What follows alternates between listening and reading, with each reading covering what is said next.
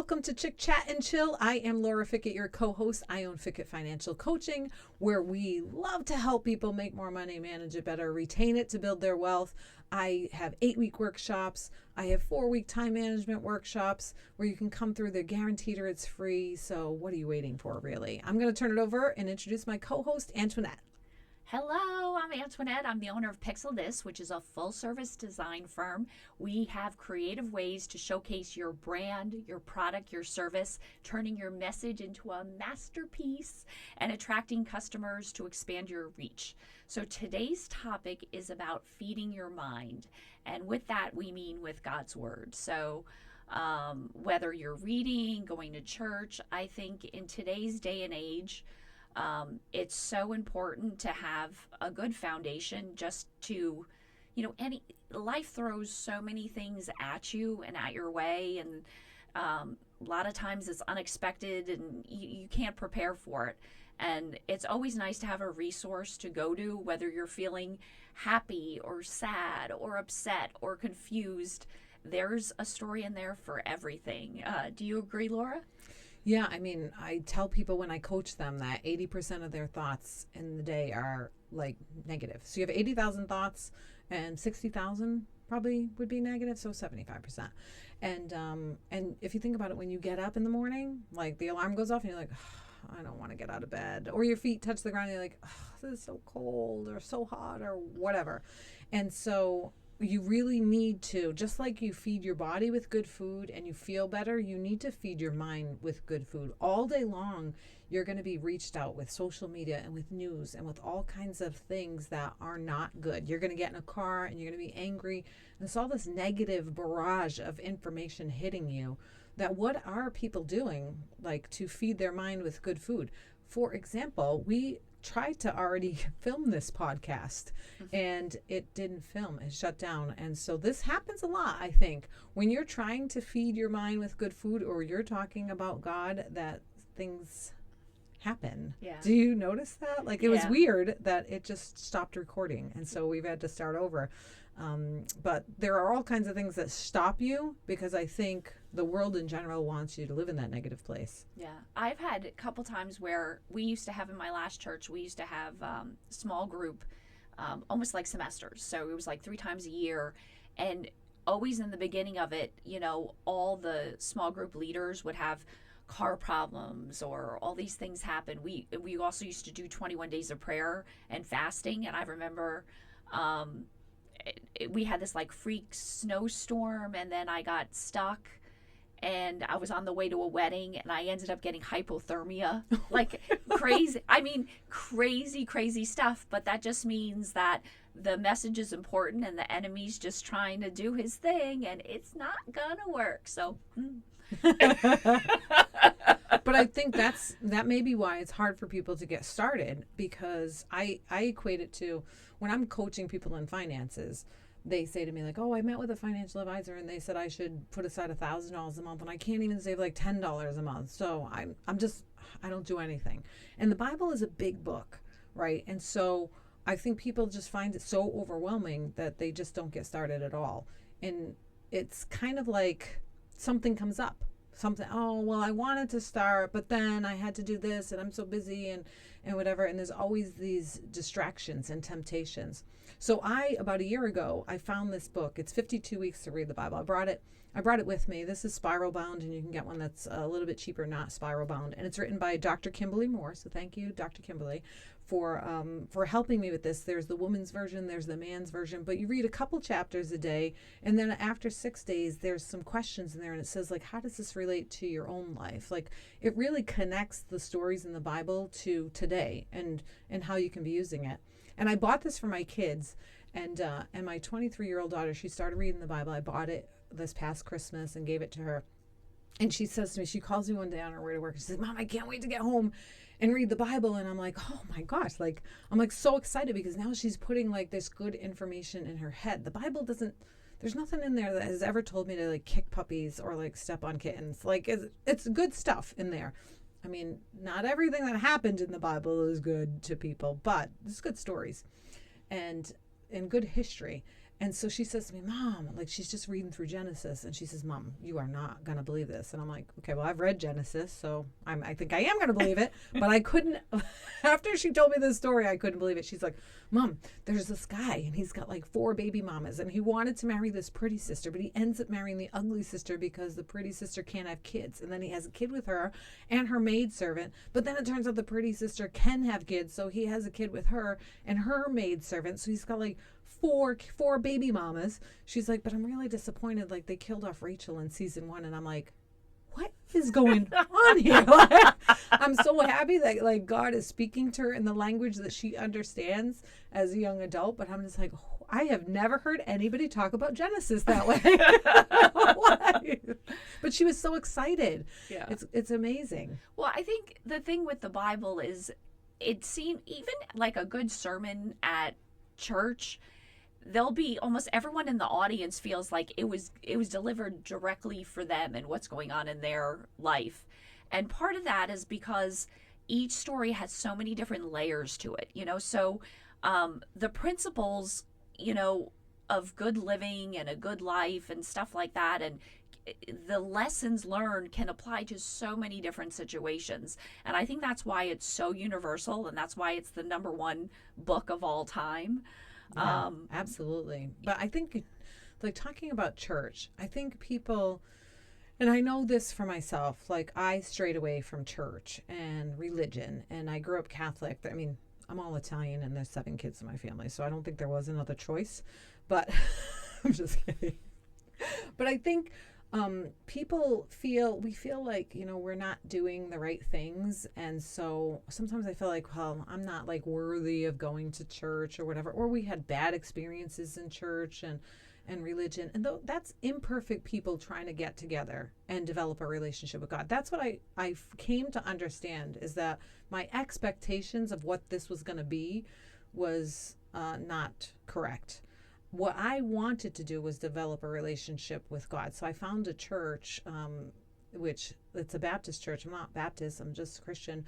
But it really, really just focuses on the Word, on the Bible, on teaching God's Word to you and developing your relationship with God. And I think that is really important for people to get started too. Because if you're not like, I don't want to go to church, I don't like religion, whatever, like, okay, that's not developing a relationship with God. That's a tool to help you, but I mean, I don't want to spend my whole life not developing a relationship with God because somebody when I was 10 years old in church like was mean to me, like.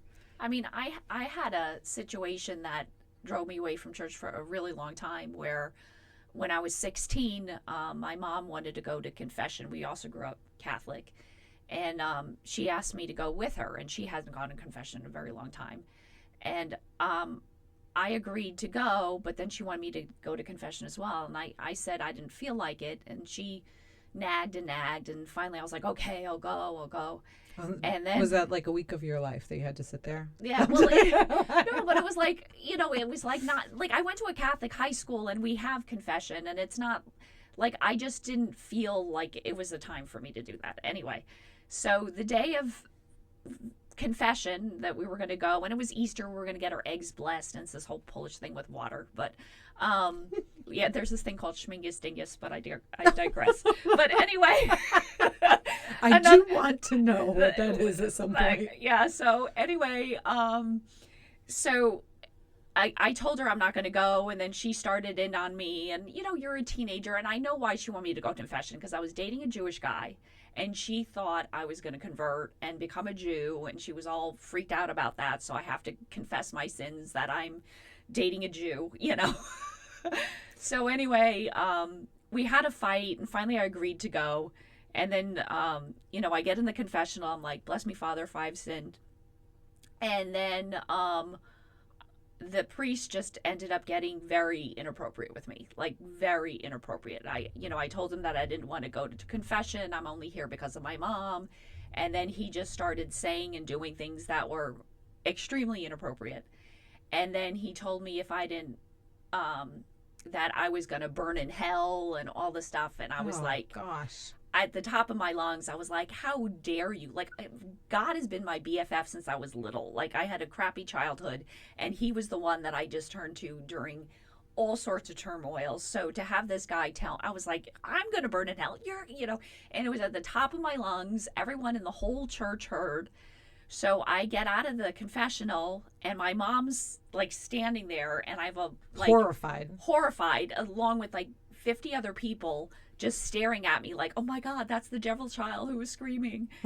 And never mind. Like, see, that's the part though. Like, they looked at you like you did something wrong. No, like, but, those stories are prevalent throughout religion and society, where people have these experiences and it pulls people away from God. And it's not God's experience. No. And what ended up happening, I told my mom, like, don't ever make me go to confession again. And she goes, that's okay. We're changing churches. No, they actually threw out my entire family. We were excommunicated from the church. I'm not even kidding. And my brother had a wedding coming up. They refused to do this, perform the ceremony, and then he was scrounging around and it was terrible. So I stayed away from church for a long time. And it was one of those, I think people don't let a bad experience ruin having a relationship with God. Yes. Because with God, whether you're reading the Bible or you're going to church, it's not a checklist that God has. Like, okay, they're doing that. He wants a relationship with you, and you develop a relationship by doing these things, and make sure it's something, like I said, the church is one that you feel comfortable with. Like Laura found one. I eventually found one many, many decades later. Yeah. Yeah. The thing is that people, like, I'm sure that everybody watching has thrown up at some point in their life. They've thrown up. You get sick, you threw up. You ate something bad, you threw up, right? It's not like you eat something bad, you throw up, and you're like, you know what? I'm totally never, ever going to eat again, because, like, I just had this bad experience with food, and so forget it. I'm just not going to do food anymore. Like, we're done with food. Or you drive a car and people cut you off and they make you mad, and you're not like, well, I'm just going to park this thing. Like, we're not going to drive anymore. But for religion, they're like, I had a bad experience with religion, so I gave it all up. And I'm like, really? Like, that's such a good analogy, honestly. It's kind of like, you have an apple tree in your yard, and there's like 100 apples on there, and there's one that's bad with worms in it and whatever, and you're like, okay, we're just going to chop this whole thing down. Like, forget it. We're done with apples. We don't even want. I'm like, that is crazy. You have to look. And as an adult now, I see that if God is here and you are close to God, like you're right next door, that is when I think things happen that try to draw you away, right? And so you say, like, why do bad things happen to good people? Because, like, you're always trying to, be drawn away from that relationship. The dark side, whatever you want to call it. We just had May the 4th recently. We'll call it the dark side.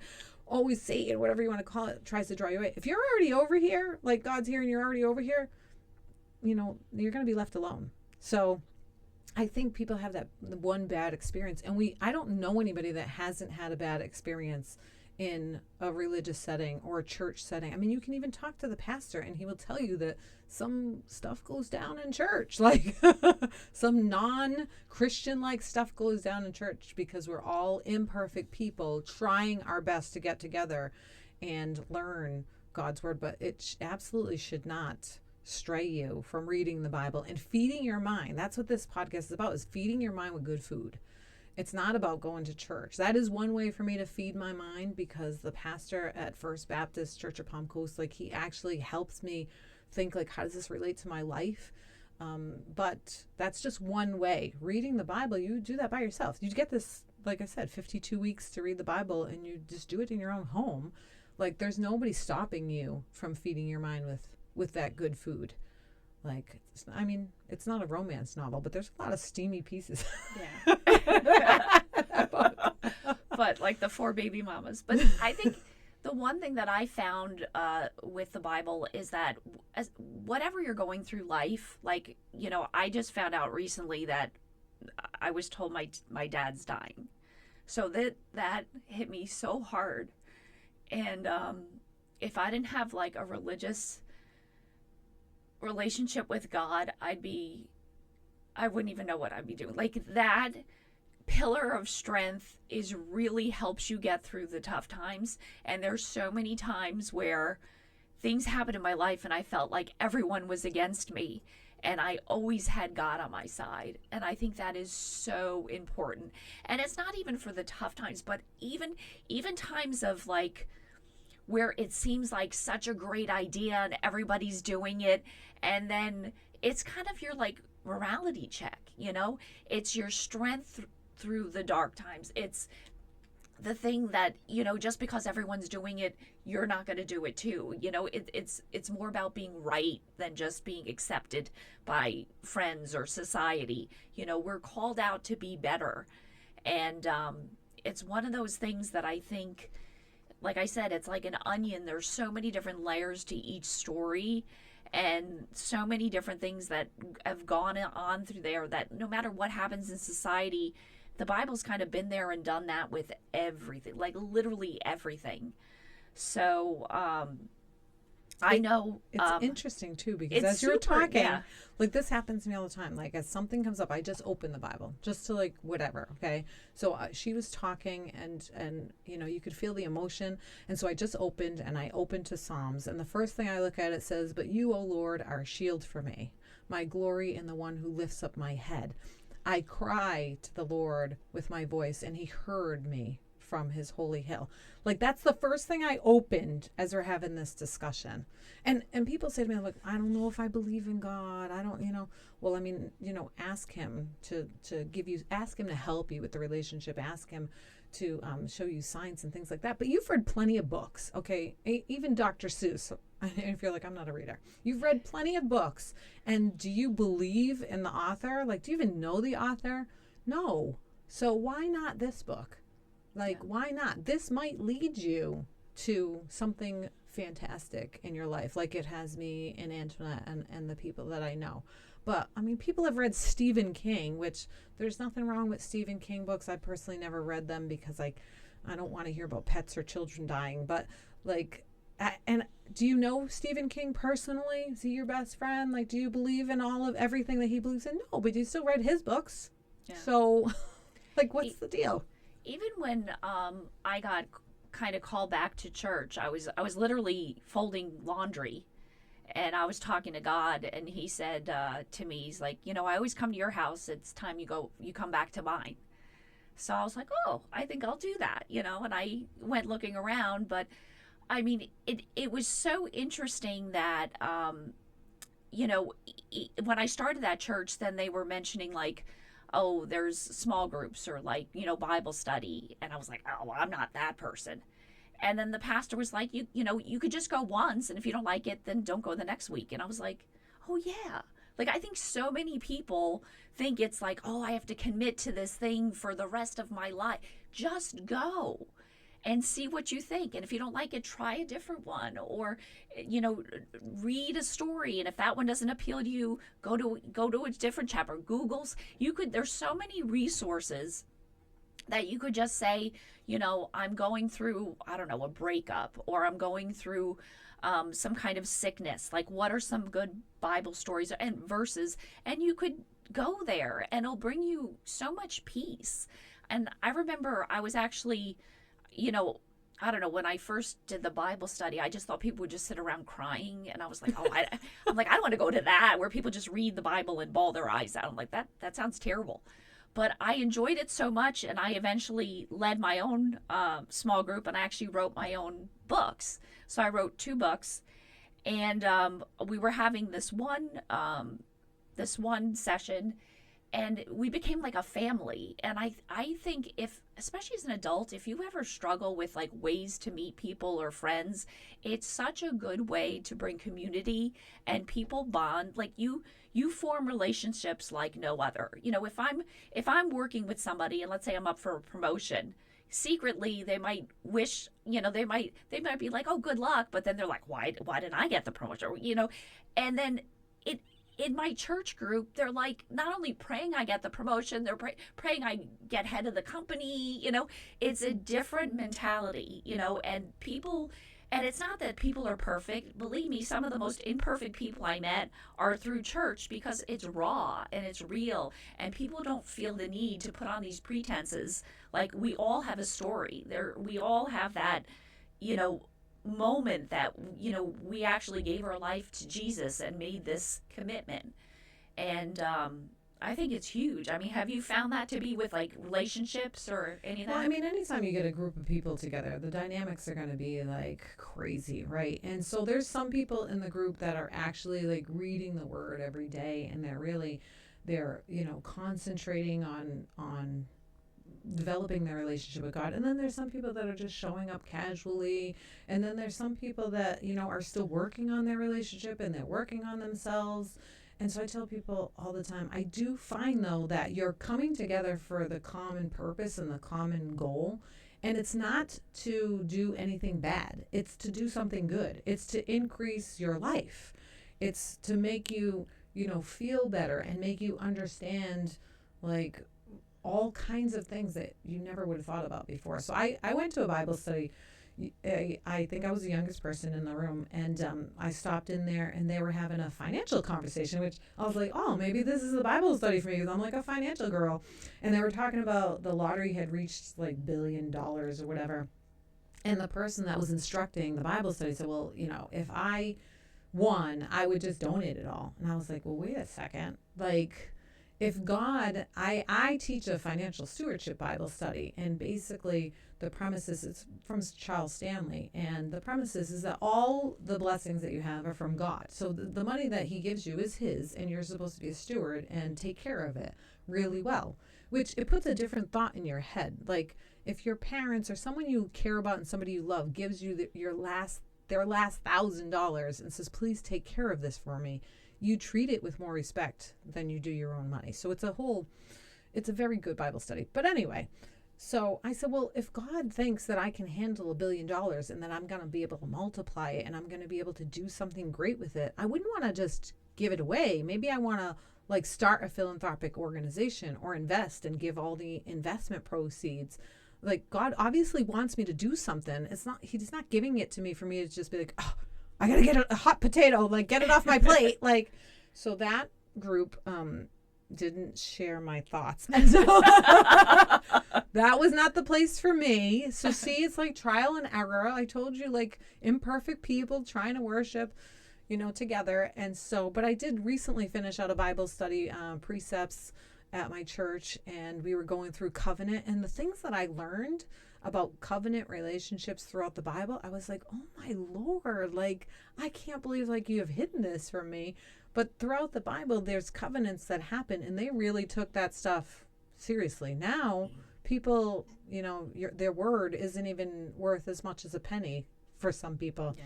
And so it teaches you, really, it makes you think about your own life and how you want to act and how you want to behave. And it really does make my brain, the muscle in my brain, it exercises the muscle in my brain to like think differently, do better, like become a better person, a better mother, a better wife, a better business owner, a better neighbor, a better friend. So why wouldn't I want that in my life? All those other excuses like, oh, it's a cult, or like, I don't believe, and all this other stuff. Like, really? I mean, you're just making excuses to not do something good for yourself. Yeah. It makes no sense to me. Maybe people can put in the comments like, well, here's why, because ultimately I do want to be a bad person. Listen, I'm all for, like, I think sometimes I have intrusive thoughts that are really bad. And I think some of those thoughts would be fun. Like when I'm sitting somewhere and the light turns green, and like for a good long, feels like a minute, the person's not going, and I'm thinking I could just push them through the intersection. Like, trust me, I have these intrusive thoughts. Like, I'm not a perfect person. I'm a work in progress. But ultimately, it does make me feel better to be a better person, to give and to like do good things, where I feel like my Father in heaven, and like my biological father passed away when I was 14, but God, my Father in heaven, that they're both proud of me for the things I do around here. And so that's the way I've thought for a really long time. And I don't see any downsides. I'm a cost benefit analysis gal. Like, what's the cost of doing this and what's the benefit? And the cost is time, reading and studying and learning, and maybe you going to Bible studies thing. And the benefit is like so high. I don't see any benefit. I don't see any downsides. Yeah. It's not going to tell you to kick puppies and step on kittens. I think it definitely gives you a big picture perspective that I think so many people, they just focus on the little details. Like, oh my God, I stubbed my toe this morning and my day's terrible. Or, oh, this person said this and therefore that. And the Bible really lets you kind of zoom back and look at things as like I said, in a greater perspective. And most things that happen to us in our lives are brought there for a reason. And if you're smart enough, you get to start seeing these. And sometimes you'll realize sometimes the worst things that happen in your life end up being some of your greatest accomplishments and joys or learning experiences. So it all has this tapestry that, only God, being omnipotent, being able to look down on us can really see how it's all going to fit together. And he could use anything that we do wrong for our good if you just let him. And I think that Laura brought up a key thing before is anything you're going through, ask him. You don't understand something, ask him. You need help with something, ask him. I mean, like I said, God isn't there. He forgives our sins. Jesus died for that. You're not going to do good works your way to heaven. He wants a relationship with you. And that's when you just sit there and talk. And I remember my dad said this to me a couple of years, like maybe about a year ago. But he goes, oh my God, last night I couldn't remember my prayers. Because I guess he says the same, in Catholic you say these same prayers. But I said, it's not about reiterating a group of words that's, over and over. It's about having a conversation and getting to know them. And I think that's the main takeaway, is just be open to that. I think it's the best thing I've done for my mind. I mean, I do try to think positively and see like the benefits and try to take a situation and make lemons into lemonade and whatnot. But I really think it's the best thing I've done for myself and for my family. And I didn't start off teaching my kids the Bible. Like, I remember we went to a funeral service, and my younger daughter, she nudged my husband. She's like, hey, what's the T stand for? Oh my God. That's when I was like, oh, I feel like I've done a disservice here. You think? We'll talk about that later. And my husband's looking at me like, what is that all about?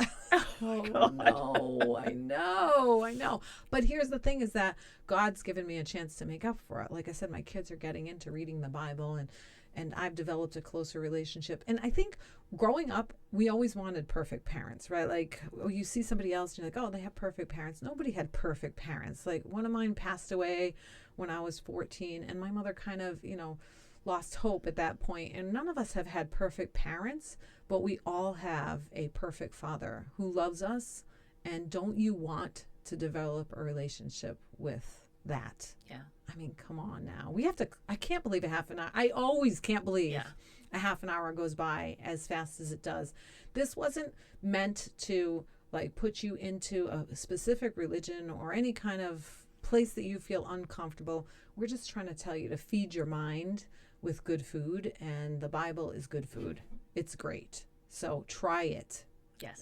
And ask God, hey, help me in the journey. And he will. He will. That's what he wants. I mean, when you think about it, why wouldn't you want to tap into the most knowledgeable, wise being out there? I mean, it's something that you would want to talk and access all the knowledge that he has. And even there's parts about it that are funny. I mean, he has a sense of humor. I mean, there's so much going on.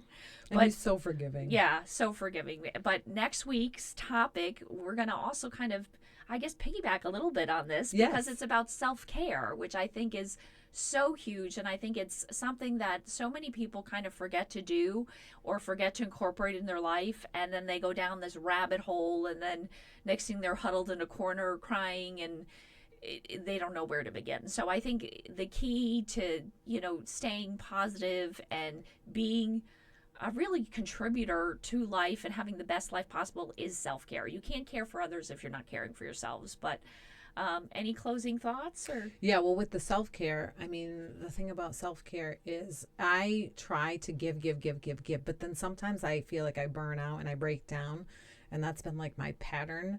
I have 4 children, and it's just been my pattern. And then somebody said to me, like, we're all God's children, and you are too. God wants prosperity for all his children. He wants all of his children taken care of. So you do need to take care of yourself along with all the other people that you're taking care of. And that was like almost kind of like an epiphany for me, that self-care is important, not selfishness. Yeah. Well, even the verse self-care is really where important. they were asking Jesus, like, what's the most important commandment? He's like, love others as you love yourself. So hence, loving yourself is a given, you know? So, but we're excited. So until next week, never stop laughing. And never stop learning. We'll see you soon.